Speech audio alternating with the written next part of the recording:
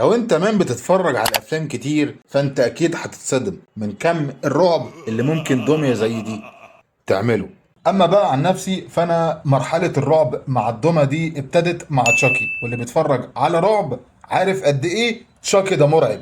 فلو انت بقى يا مان من محبين الرعب وبالاخص النوع ده من الافلام، ما يفوتكش فيلم فايف نايتس ات فريدي الجزء الثاني.